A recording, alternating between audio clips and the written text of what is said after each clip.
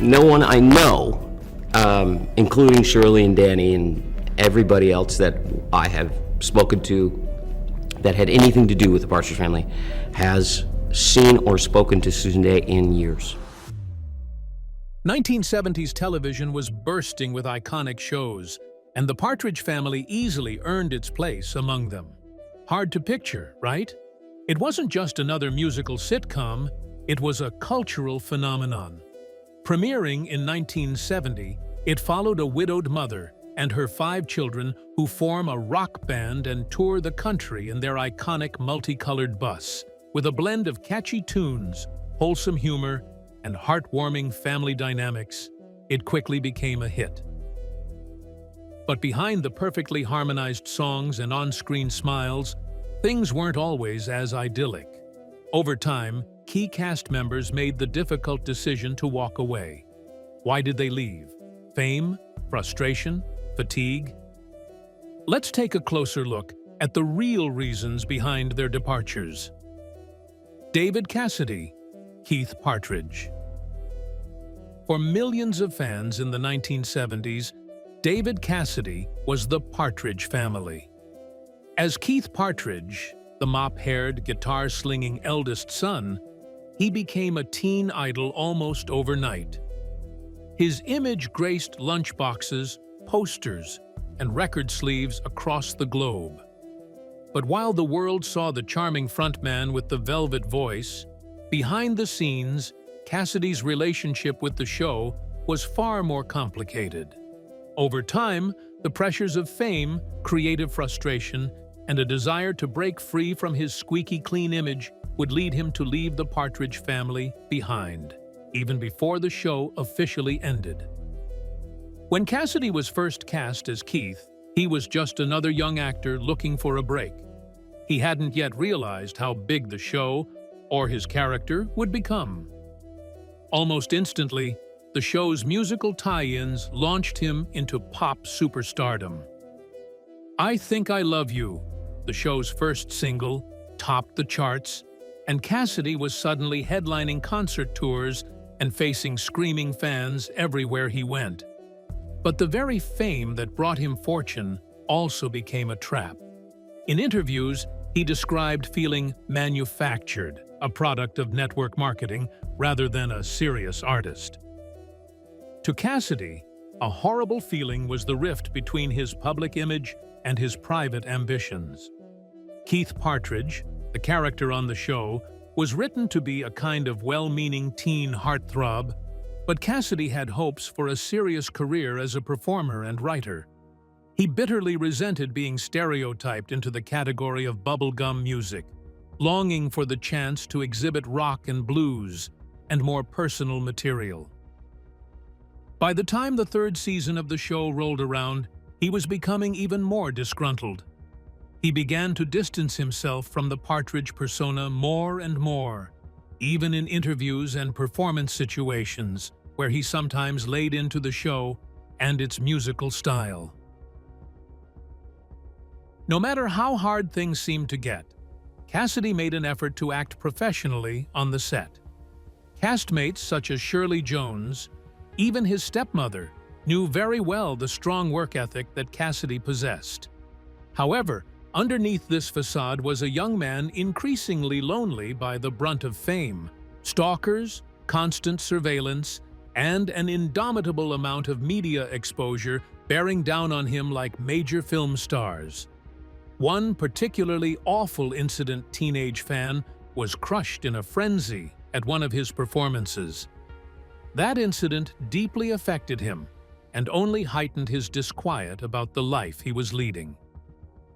When the Partridge Family finished airing in 1974, Cassidy was ready for something new. He didn't make a dramatic exit, nor did he refuse to return. He simply took it easy and let the series finish its run. Cassidy attempted to reinvent himself with solo albums that exhibited rock and soul influences in an effort to shake off the image of a teen idol. Although he would score some success and recognition as a moderate success in music and acting in later years, he could never quite escape the giant shadow of Keith Partridge. It had catapulted him into stardom, but had also shut doors on opportunities for recognition he so desired as a serious artist. As he grew older, David Cassidy admitted his troubles with alcoholism and regrets over the things he never did with his life. Plus, there was the whole business of how he had paid a great emotional price by developing such fame early. But he still performed for his loyal fans who even collected Partridge memorabilia during his reunion tours. Well, in 2017, this chap died, having lived for 67 years on this planet. Remembrance in the ways from various fields of entertainment followed soon after. This was no teen idol. He was remembered as a complicated and gifted man who put everything into a role that defined and confined him. David Cassidy is forever etched in history, for better or worse, as Keith Partridge, the face of a joyful musical family that brought happiness to millions and forms part of pop culture's memory to this day. As David wrestled with fame, another young co-star was fighting battles far more personal. Danny Bonaduce, Danny Partridge. Every great TV family has a wild card, and for the Partridge family, that role belonged to Danny Partridge. Played with whip-smart sarcasm and mischievous energy by Danny Bonaduce, the red-headed middle child quickly became a fan favorite. While David Cassidy drew the screams and posters, it was Bonaduce who brought punchlines and personality to nearly every episode. On screen, he was precocious, funny, and fearless. But off-screen, his story was far from the lighthearted tone of the show. In truth, Bonaduce's real-life struggles ran deeper than most fans could have imagined, even as he lit up living rooms across America. Danny was only 10 years old when the Partridge Family began filming, but he was already a veteran of commercials and minor TV roles. Despite his age, he had an undeniable presence, and the show's producers quickly realized his comedic timing was gold. As the writers leaned more heavily into his smart-aleck charm, his role expanded. Danny became more than just the bass player. He became the comedic heartbeat of the series. His on-screen dynamic with Reuben Kincaid, played by Dave Madden, was a constant highlight. But behind the scenes, Bonaduce's real life was spiraling. In later years, Danny disclosed that while he was making millions laugh on screen, he was going through physical and emotional abuse at home. His father, a well-known TV writer, was said to be quite controlling and violent. Bonaduce opened up in many interviews and his autobiography about how traumatized he was during those years. For him, the set of the Partridge Family became something of a refuge. Co-stars such as Shirley Jones and Dave Madden tried to give him care and encouragement that wasn't available at home. Madden, in particular, became a father figure, one of the very few adults whom Bonaduce says looked out for him. Bonaduce found himself in much the same wretched limbo into which the other ex-child stars sank when the Partridge Family went off the air in 1974. He was no longer the cute kid that the whole United States had grown up with. Roles were harder to come by. Again, worse, he was still going through the trauma of having been a child without a steady job or emotional anchor. Through the coming years, he has moved through intervals of quite a lot of instability, including run-ins with the law, substance addiction, and periods of homelessness. Despite the fame he had once enjoyed, Bonaduce's post-Partridge life has turned out to be something of a cautionary tale about how quickly child stars can fall through the cracks. But Danny Bonaduce was not down for long. In the 1990s and the 2000s, he reinvented himself, this time as a shock jock and reality television personality. His open and often self-deprecating humor appealed to a new generation of listeners as he hosted successful radio shows in Chicago, Philadelphia, and Seattle. He starred in several reality shows, perhaps most memorably Breaking Bonaduce, which sliced through the veneer of his personal life with gritty honesty. Instead of denying it, he owned it, showing how he could educate and entertain at the same time. Thus, one could say the second act was far more brazen and revealing than the first. However, through all the highs and lows in his life, Danny Bonaduce has been able to hold on to his humor and gratitude for the show from which it all started. Sometimes fondly, sometimes realistically, he has looked back on the Partridge Family. He knows that being Danny Partridge put him on the platform that shaped the rest of his life, good and bad. Now, he continues his work on the radio and appearances, sometimes with former castmates, but mostly he has been through ups and downs. He has also grinned, cracked wise, and brought forth a bit of resilience, which still resonates with fans decades later. Jeremy Gelbwaks, the original Chris Partridge. When the Partridge Family first hit the airwaves in 1970, it instantly captured the hearts of viewers with its catchy songs, bright colors, and lovable characters. Among them was Chris Partridge, the youngest son and drummer of the family band. Portrayed in the first season by 7-year-old Jeremy Gelbwaks, Chris brought a youthful energy to the group. But despite the show's early success, Jeremy's time on the Partridge Family was short-lived. By the start of Season 2, he was gone, quietly replaced by another young actor with no explanation on screen. So, what really happened behind the scenes? The truth is, Jeremy Gelbwaks didn't leave because of a lack of talent. In fact, he was a bright, precocious kid who had never acted professionally before landing the role. But almost from the beginning, tensions started to build on set. By many accounts, Jeremy had difficulty adjusting to the structure and pressure of a professional TV production. David Cassidy later described him as a handful, while Shirley Jones delicately noted that Jeremy was often unhappy on set. Reports from the time suggest that his behavior could be disruptive during filming, and that his energy, while endearing in small doses, proved challenging in a work environment that required long hours and intense focus, even for adults, let alone a child. In addition, Jeremy being thrust into sudden fame at such an early stage did not help matters. For a child not trained in acting, being part of one of America's greatest shows was both a fulfillment of his greatest dreams and an impingement upon his very existence. Later interviews state that Jeremy's parents were said to have different aspirations for the future of their son. The father's job took the family in a different direction, and there was an agreement to pull Jeremy from the show by the end of the first season. As with many issues in the entertainment business, insiders have said this was due to personality clashes or crew frustration, whereas others insist the family's move was a pivotal break. Whatever the case may be, the producers recognized pretty quickly that Jeremy wasn't going to work out in the role very much longer. The producers figured that making an unencumbered switch in the cast would somehow work, because Chris Partridge would otherwise have been written off. In Season 2, Brian Forster stepped in for Chris.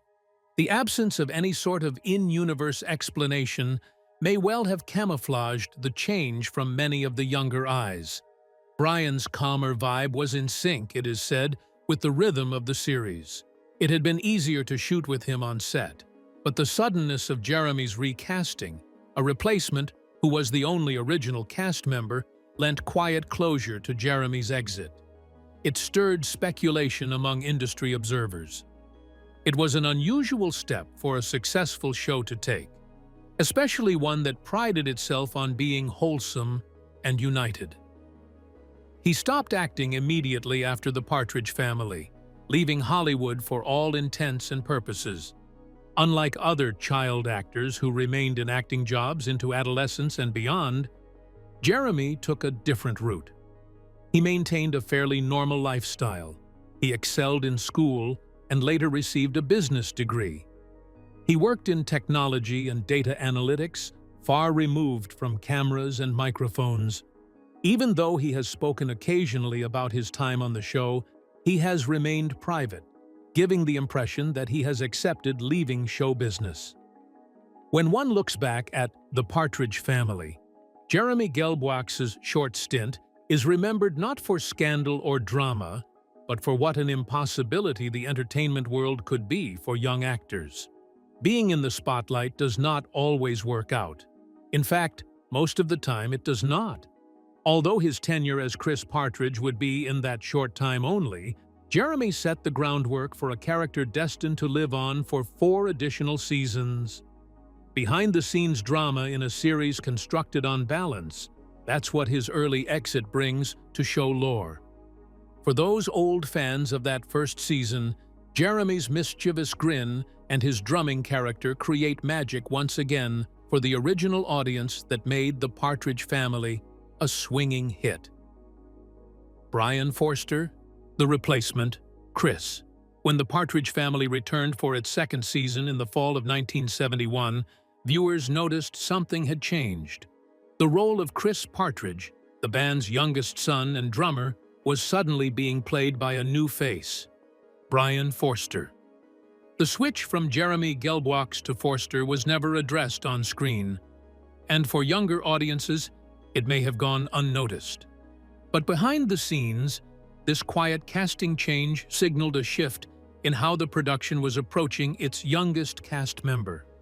And while Brian never became a breakout star, his presence helped bring a sense of calm and stability to the show's high-pressure environment.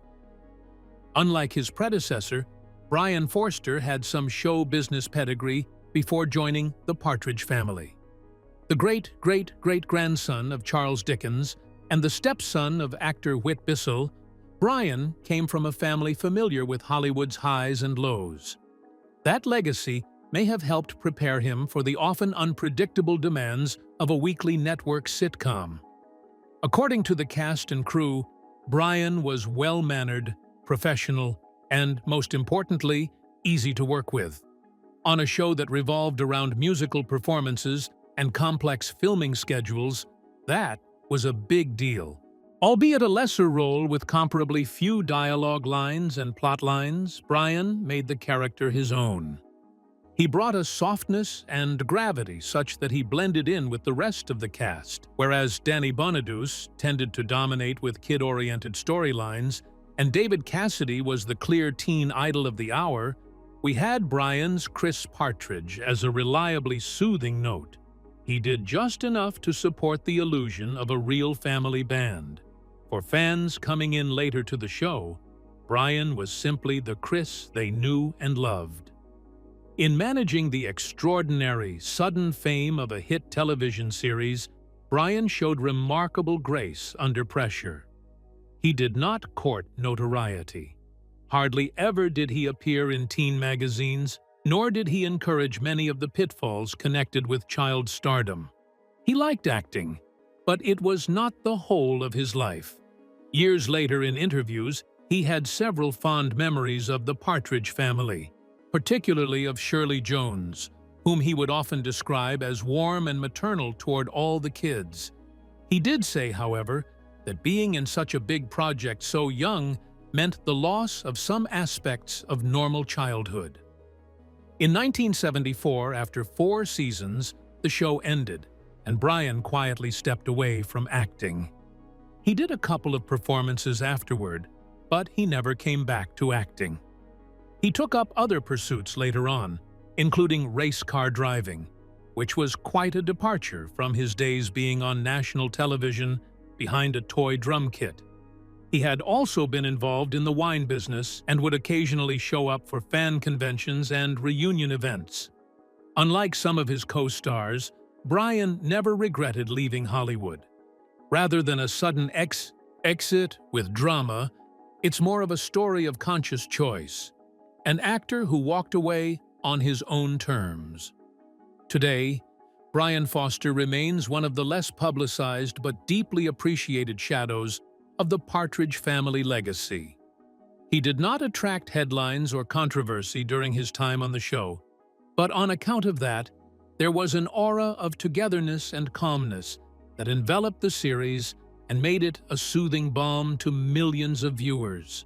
When most child stars were flung into the chaos, Brian chose the opposite route. Quiet, composed, and more than happy to let the music play, with no need for a spotlight. His is a subtle legacy because not every good performance is pompously heralded. While Brian quietly settled into life after Hollywood, another young cast member followed a similar path, but with even less fanfare. Suzanne Crough, Tracy Partridge. In a family full of big personalities, bright wardrobes, and chart-topping songs, Tracy Partridge was the quiet one, often seen behind a tambourine, nodding along with the music. Played by Suzanne Crough, Tracy was the youngest daughter of the Partridge family, and although her lines were limited, her presence helped complete the image of a wholesome musical family. With her wide eyes and shy smile, Suzanne added a gentle innocence to the show's dynamic. Yet, unlike some of her co-stars, Suzanne's time in the spotlight didn't lead to a lifetime in Hollywood. Instead, she would become one of the rare child stars who chose to walk away. When The Partridge Family premiered in 1970, Suzanne was just 7 years old. She had no major acting experience, but her natural demeanor and sweet energy won her the role of Tracy. Though the character didn't have many storylines or solos, Tracy was always there, part of the band, part of the family. In many scenes, her tambourine was more expressive than her dialogue, but that never seemed to bother Suzanne. She did her job with quiet professionalism and was beloved by the cast and crew. Shirley Jones would later describe her as a sweet, quiet girl who was easy to work with. As the show progressed, Suzanne learned to cope with her high-flying and busy schedule without a trace of hysteria. Unlike David Cassidy or Danny Bonaduce, who were mobbed by fans or thrown into a media spotlight, she was practically chased in publicity. That little touch of anonymity might have been responsible for her better hold on normalcy. As per respect of show popularity, the girl never gave a feeling that she was drawn to the speedy glory routine of stardom. When The Partridge Family ended in 1974, she didn't pursue new roles. She paid no attention to frightening herself, trying to be a teen idol all over again. Instead, she did what is rare in Hollywood. She went back to being a kid. After the show, Suzanne did a few small acting jobs and then decided to leave the acting industry altogether. After going to college and getting married, she built a life far from television. In interviews given many years later, she said she had no regrets about walking away from acting. Rather, she devoted herself to family and working in a bookstore in Nevada.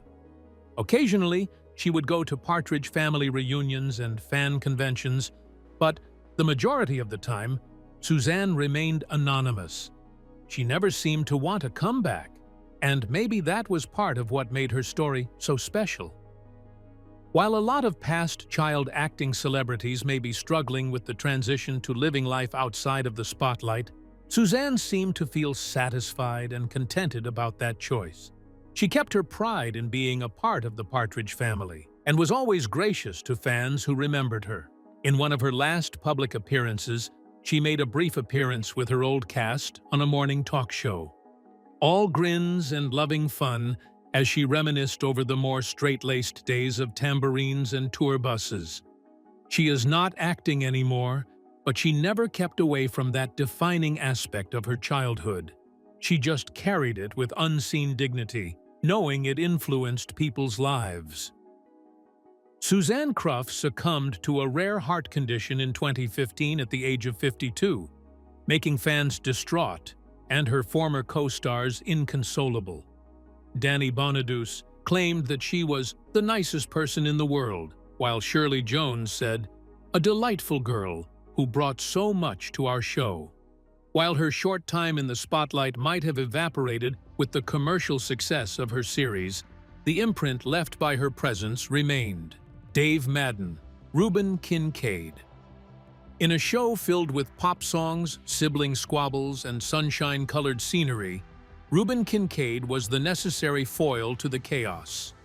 As the beleaguered band manager on the Partridge Family, Dave Madden brought a dry wit and exasperated charm that grounded the series. Constantly flustered yet somehow always dependable, Reuben was more than just a recurring adult presence. He was part of the family. But while he became a fixture of the show's identity, Madden himself carried mixed feelings about the role that defined him. And once the series ended, he quietly distanced himself from the very spotlight that had made him a household name. Before joining the Partridge Family, Dave Madden was already a respected comedian and actor. His big break had come on Rowan and Martin's Laugh-In, where his offbeat delivery and straight-faced humor stood out. But it was his turn as Reuben Kincaid that catapulted him into TV history. The chemistry between him and Danny Bonaduce, equal parts mentor, antagonist, and unwilling babysitter, was one of the show's comedic highlights. Off-screen, Madden and Bonaduce were also close, with Dave becoming something of a real-life father figure during a particularly difficult time in Danny's life. While Madden relished the spirit of camaraderie among fellow players and relished the show's success, there were days when he felt stuck with Kincaid. Reuben's uptight, sometimes clueless personality was great for television, but it did not fit the real Madden at all, or even scratch the surface of his range. After the Partridge Family ended in 1974, he found it very hard to get roles that did not in some way pigeonhole him as a worried, overwhelmed sideshow character. Hollywood just couldn't get past the manager in the polyester suit and thick-rimmed glasses. With that, he slowly withdrew from acting, opting instead for a quieter, more private life. Yet Madden's influence on the series cannot be overstated. While Reuben Kincaid was a character who worked as someone many would love, Dave's deadpan comedy and his subtle vulnerability made him indispensable. He was the outsider drawn into the warm, technicolor universe of the Partridge Family, and in so doing, reminded audiences that even the most unlikely people could find themselves part of something special. Off the set, he was described by his fellow actors as kind, professional, and incredibly supportive, especially toward the younger cast members. After the series ended, he operated mostly under the radar with little publicity, but the people who worked with him never forgot the contributions he made. Much later, Dave was spotted on talk shows such as Alice, but he largely stayed away from reunion specials and conventions. Not out of bitterness, rather, he felt he had moved on. He concentrated on writing and published a memoir, Reuben on Rye, The Memoirs of Dave Madden, in 2007. It was a book in which he somewhat fondly remembered the Partridge Family, while honestly discussing both the good times he had and the limitations thrust upon him. It also talked about radio, voiceover work, and Dave's gradual disappearance from Hollywood into a quieter existence of writing and photography. And finally, no look back at the Partridge Family would be complete without the woman who held it all together, on screen and off. Shirley Jones, Shirley Partridge. In the Partridge Family, Shirley Jones played more than just a mother. She was the heart of the entire show. As Shirley Partridge, she was a widow raising 5 musical children, while also fronting a family pop band from behind the keyboard. Elegant, composed, and refreshingly grounded, she brought a sense of warmth and stability to the screen. But this wasn't just a case of an actress playing against type. Shirley Jones, an Oscar-winning performer and Broadway veteran, brought decades of experience and emotional depth to what could have been a one-note sitcom role. And remarkably, she stayed with the show from beginning to end. Before she ever stepped into the iconic multicolored tour bus, Shirley Jones was already a star. She had dazzled audiences in movie musicals like Oklahoma and Carousel, and had won an Academy Award for her dramatic turn in Elmer Gantry. So when she accepted the role of Shirley Partridge in a television sitcom, it raised some eyebrows in Hollywood. But Jones wasn't chasing prestige, she was looking for stability. As a working mother and the wife of actor Cassidy, she wanted a role that would allow her to stay close to home and raise her children, including her stepson, Cassidy, who would go on to become her co-star. Real-life motherhood instincts were underlying what tone would be taken with the Partridge Family. On set, she offered a calming presence to the cast, particularly to young members. There were the memories of the weight of responsibility on her, not only for her performance, but also for that of the children on set. According to Bonaduce, Shirley was the only normal person in a crazy situation, while for some of his darkest years, he considered her a second mom. Besides, Cassidy was another important point in her life. Though the two would go through their hiccups now and then, thanks to the rigors of being stars, she would always support him in his career, on screen or otherwise. Shirley never vacated the property.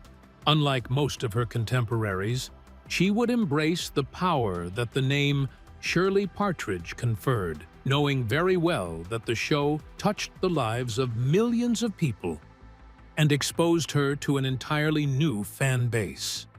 While others rolled around after with the living in the head typecasting or tried to shake the bubblegum image, Shirley went back to the stage, dining concerts, and the movies quite quickly after the show ended in 1974, for she had never really left her musical roots and could transition easily back into stage performances and symphony tours all over the country.